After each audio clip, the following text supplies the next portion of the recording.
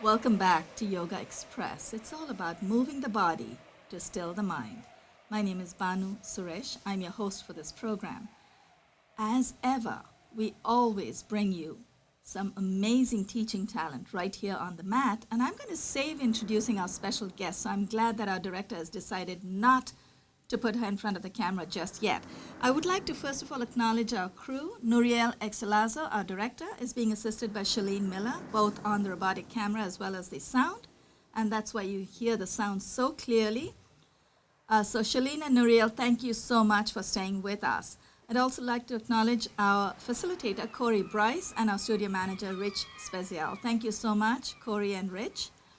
We have a very special guest teacher here today. You've seen her before in several episodes before.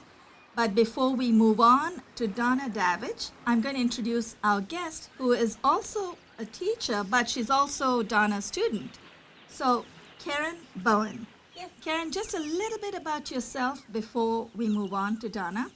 You're also a teacher. That's what I heard. You teach at Donna's retreats, correct? I do, yeah. I teach therapeutic yoga.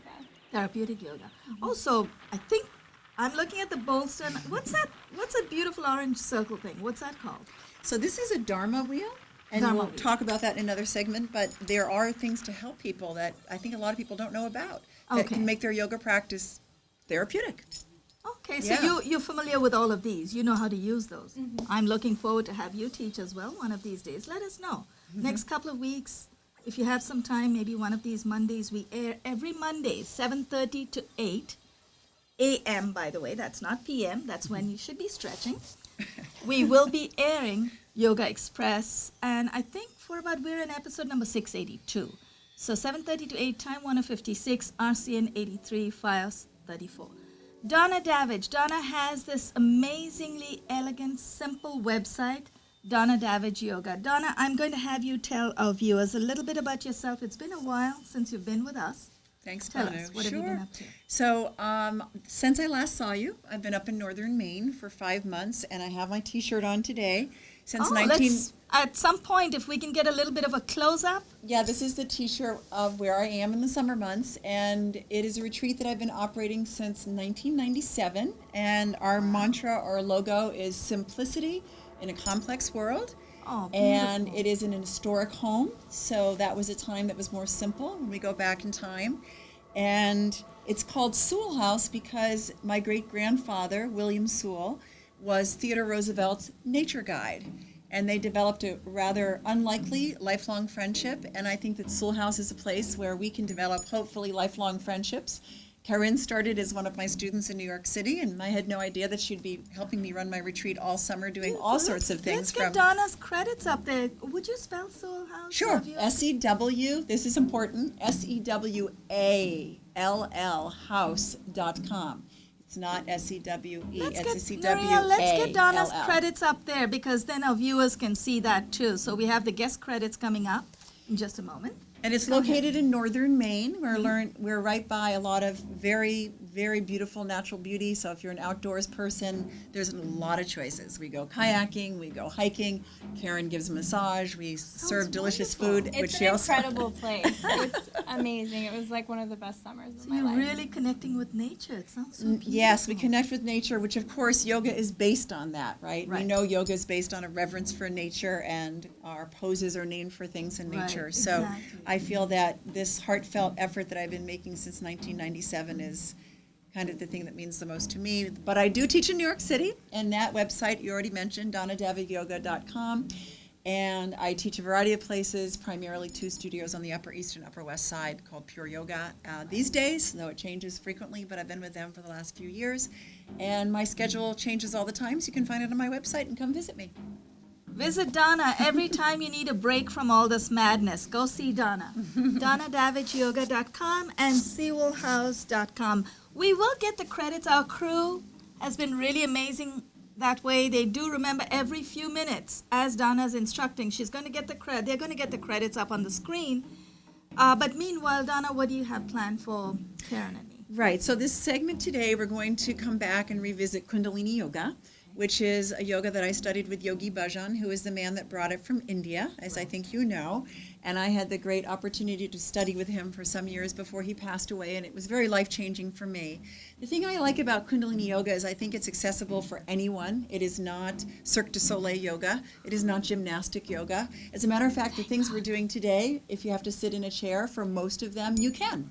And the thing about Kundalini Yoga is it's a lot about breathing. So today, some of the things that we're going to be working on, I want to emphasize perhaps a little bit more than last time, the breath of fire, which is not unique to Kundalini Yoga, but we do happen to use it in Kundalini Yoga more than you might find it in other forms of yoga. So, remind our viewers and me, what does Kundalini stand for? Is it like a warrior yoga? Right. Well, Kundalini itself, the word Kundalini, as you probably know, stands for the life force energy in your body, which yogis believe is stored at the base of your spine, and then we wake that up through any form of yoga.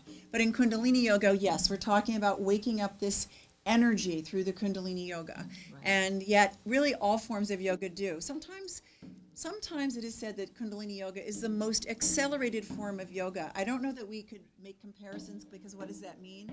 But I think what it does mean is it moves the energy very quickly. And our eyes are closed, so our eyes are closed makes us be more contained internally. So those feelings of the energy moving can be more profound in Kundalini Yoga than in other forms of yoga.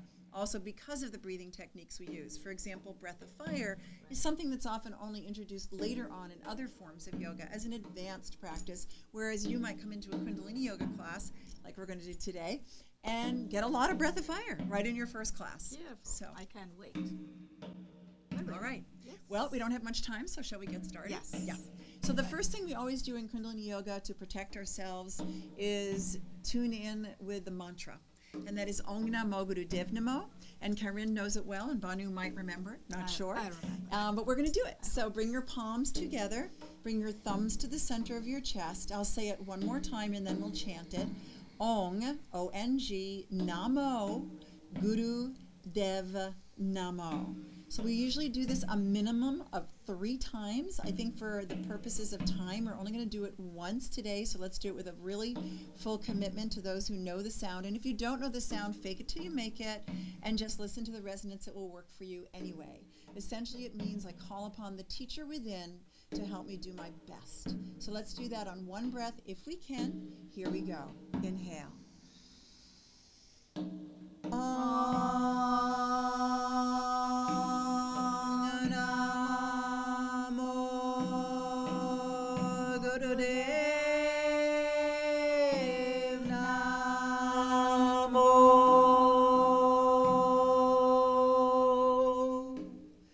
That was beautiful. Now inhale through the nose. And as you exhale, release your hands down. Keep those eyes closed. I know we're on camera, so if you have to open your eyes to look at me, of course you're going to do that. But for the purposes of experiencing this yoga, as best you can, as often as you can, unless otherwise specified, maintain that internal focus. So this is simple right now, whether you're in a chair or sitting on the floor. You're going to rest your wrists onto your knees. You're going to let your index fingers meet your thumbs. Maybe you're sitting in a chair. It might be your thighs. And this is our sitting resting pose. We're going to have our eyes closed, and we're going to focus our eyes right up between our eyebrows.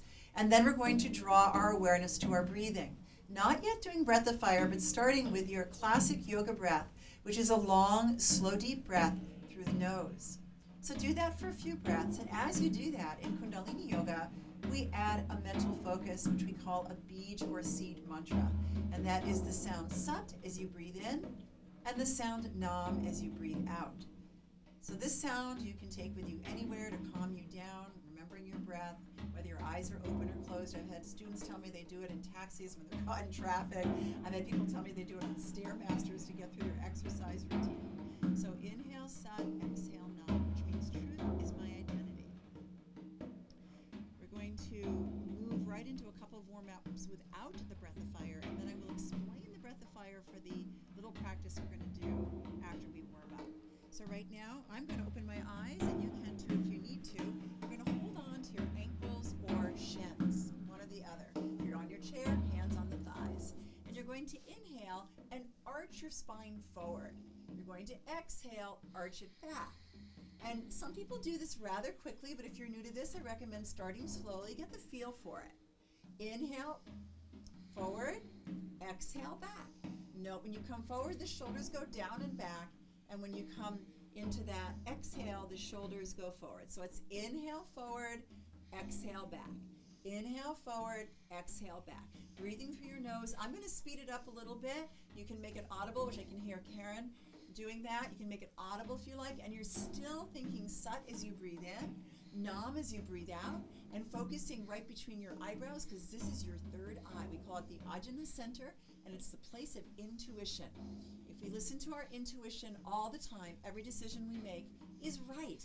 How great would that be? So inhale forward, exhale back.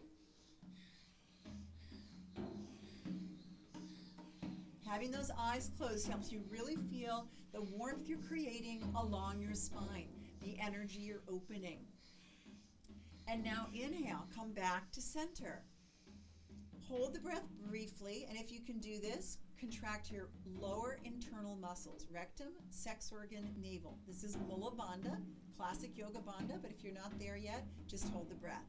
Exhale through the nose. Hold the breath out.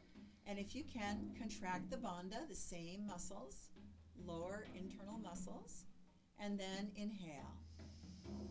Good, and exhale. Then we're going to take our fingertips up onto our shoulders, thumbs and back. And you want to have your elbows in line with your shoulders. So you sometimes see people, my students look very good. You sometimes see people be a little lazy here, the elbows dropping. That does not serve you to really open up your spine, your chest, and your lungs. So keep the elbows in line with the shoulders and begin to inhale, twist to the left, exhale, twist to the right, breathing through the nose. Remember, you can make that breath audible if you like. And inhale, think Sat. Exhale, think Nam. You definitely want to breathe deeply because this twisting motion is detoxifying, and if you're breathing shallowly, you might start to get a little dizzy or lightheaded. So try to breathe deeply, even if you're not in the habit of that. Start to have that intention.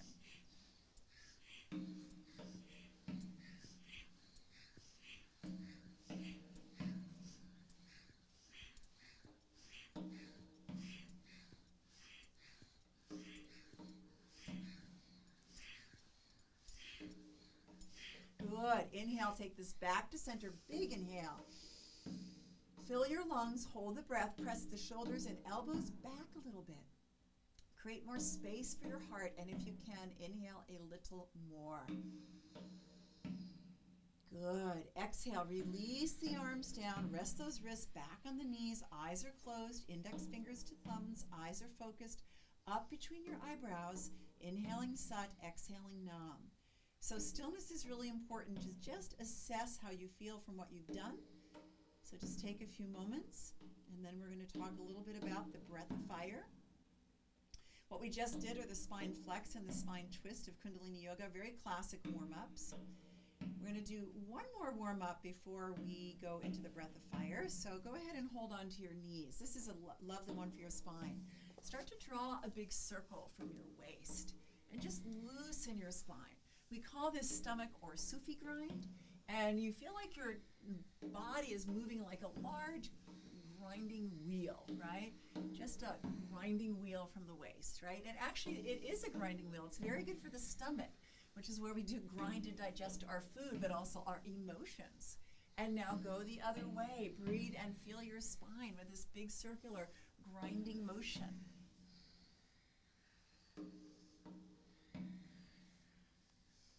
Yogi Bhajan said about Kundalini Yoga that it's about giving you an experience. So whatever you're experiencing, really note that. mentally, physically, any way that you're experiencing. And then come back, even emotionally. Inhale. Exhale. Okay, so now if you'd like to open your eyes, I'm going to talk a little bit about the breath of fire and demonstrate it. So when we do yoga breathing, you want to feel that you're bringing your breath so that your rib cage goes out on the inhale and in on the exhale, not that your chest goes up and your shoulders go up, right? So I'm just going to take an inhale here. So my inhale is going to be out and my exhale in. And now I'm not going to use my arms. Watch my shoulders. Don't want to see my shoulders go up. Inhale, exhale.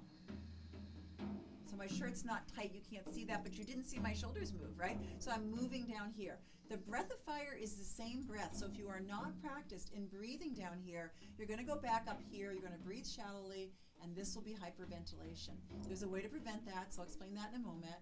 But first, the full breath of fire, which is also called bellows breath or Bhastrika breath in all the yoga texts, whether you're doing Hatha yoga or Kundalini yoga, it's called Bhastrika or bellows or breath of fire. Is a rapid rhythmic breath through your nose, right? So if you can't do it through your nose, you feel like you're hyperventilating or losing the pattern of your breath, there is an option. But let me demonstrate it first through the nose. I'm going to close my eyes and just go within and do my breath of fire. Actually, I'm going to pull my shirt so maybe you can see it. Okay, so here we go.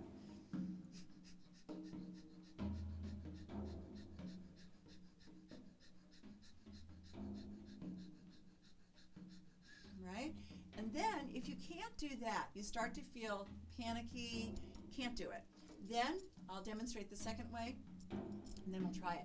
The second way, which almost works for almost everyone, is to have your tongue way out and to pant like a dog. For some reason, this gets you further than just breathing in your chest, which is what our goal is, right? So you guys can try whatever one you want now. We'll give a little try, and I'm going to show the one with the tongue.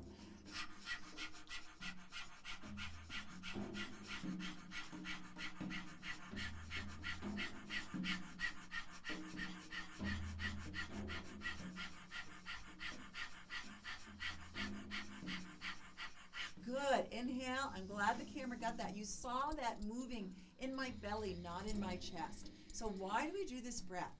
Well, when we breathe deeply like that, it helps to strengthen our nerves, it cleanses the mucus lining of our lungs, it oxygenates the blood, and it's just very healing. So we're taught in yoga, we believe that we're born with a certain number of breaths. So you might say, well, why are you doing all those fast breaths? Breath of fire is equivalent to one breath. So if you do breath of fire for 10 minutes, it's like you're taking one big long breath. So that would mean, if you agree with the yogis, that that's making your life longer too. So there's one of the really motivational reasons to do breath of fire. Okay, so you guys feel like you've got your breath of fire? Oh, yeah, I Any want to live questions? longer. You're going to live longer. Woohoo! Okay, with cleaner lungs. Okay, so we're going to do what's called the Kundalini Wake Up series now, and every single one of these 4 poses, you're going to do the breath of fire. So the first one, there are 2 poses, 2 options. The simplest option, I'm going to have the ladies lay on their back, bend their knees, and place their feet on the floor. So come laying on your back, bend your knees. Heads to the center. You can face whatever way you want, really, because it doesn't matter. It really doesn't matter. I know some teachers are like, just face this way. I don't care, because I think the instructions are going to be pretty straightforward. So the back of your head is resting on the floor. And again, let me explain it first before my 2 students do it.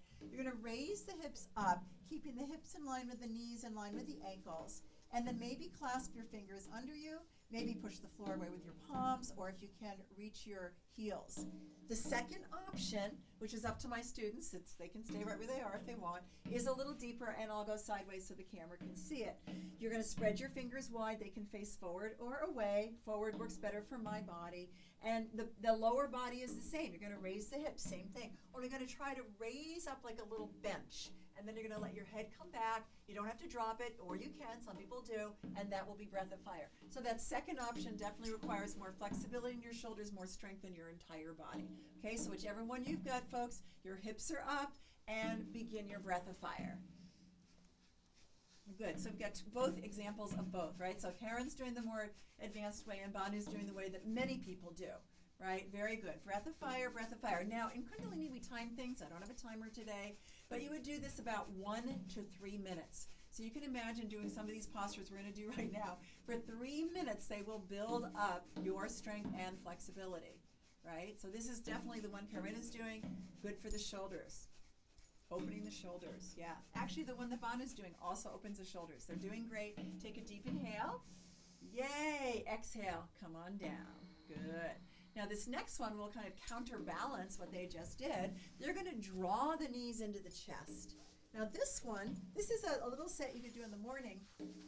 This one is going to release your back from the little back bend you did, but we're going to add something besides hugging the knees.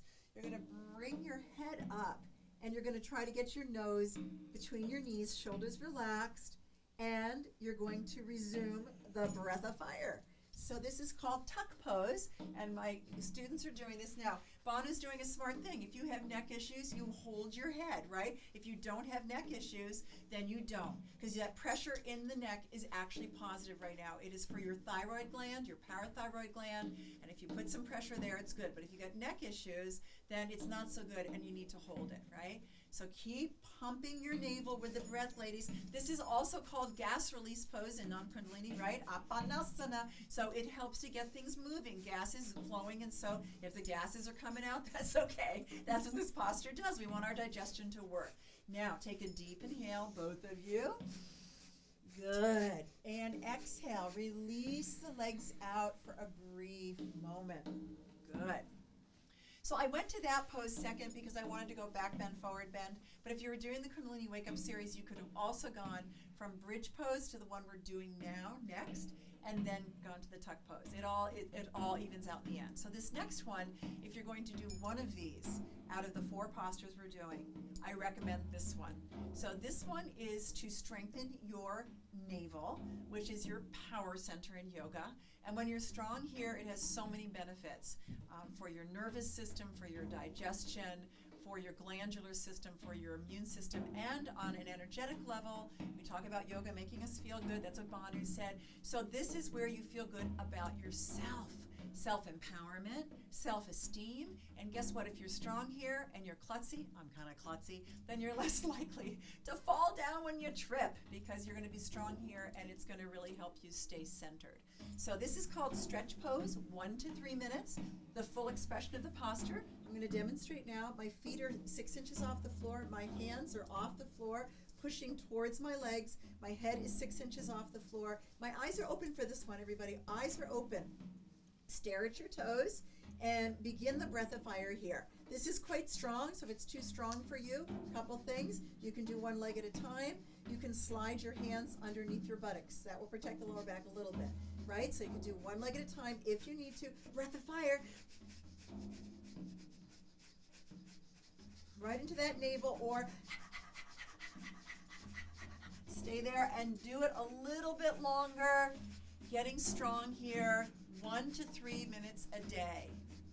Sometimes you're new to this, you're trembling already, right? Because you have 72,000 nerves in there and they're going, hey, what's going on? I'm getting stronger. And now inhale and exhale, totally relax.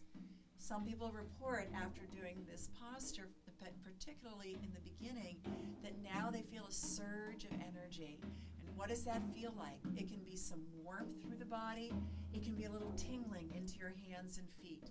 So in yoga, the breath has this energy we call prana, which you may have heard of before, and certainly the breath of fire brings in more prana. And so when you do a posture like this that activated so much energy from your power center, once you release it, it does circulate through your body. So we're letting them relax for a few moments. So this was a little wake-up series. We did a spine flex, a spine twist. We did a little stomach or Sufi grind. But the wake-up series itself was taking your little bridge or bench pose and then a tuck pose or a stretch pose in each order, whatever order you want. The stretch pose is head and heels 6 inches. And then we have one more to go. And remember, stretch pose is the one I recommend if you want to build up your strength, your endurance, and become really centered and strong in your nerves. Okay, so let's go to the last physical posture, and then we're going to talk a little bit about a brain thing. Okay, so let's draw the knees into the chest. In Kundalini, sometimes we like to rock and roll. So you're going to rock and roll, if it's comfy for you, back and forth on your spine a few times. And just breathe, because this massages your back and vertebra, particularly after the stretch pose, because you just activated your navel, and this again helps to distribute the energy through the body. Okay, great. And now we're going to come up with this last one. Now, I keep encouraging you to do stretch pose. The other thing is, if you're feeling like you've got low energy and you need to charge your energy up, this next one's very good. I find New York City can be quite draining, frankly. Things like flying in airplanes, getting on the subway a lot, which I did in rush hour this morning to teach a very early morning class. There's a lot of energy there, and you can start to feel very depleted. Perhaps things that you put in your body or don't put in your body that are good for you or not good for you can also affect your energy. So this next one is a great energy boost. It's not a replacement for a good night's sleep, but it can give you a little boost of energy. So in Kundalini, we talk about an energy field around us, and we want to make that strong. So we're going to bend our fingers, pressing our fingertips into the mounds of the hands. You're going to stretch your thumbs. We think of them now like a little energy antenna. Yes, and Kerin knows this well. We're going to bring our arms at a 60-degree angle, and you want to close your eyes and look up to that third eye, that inner eye that knows what's right for you to do all the time, and begin your breath of fire. Last breath of fire.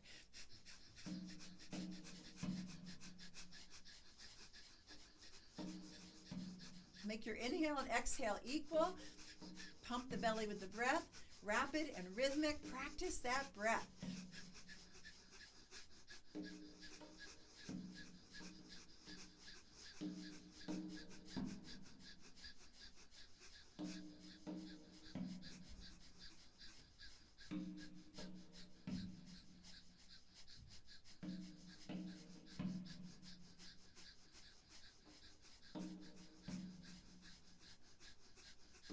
Good. Now take a deep inhale.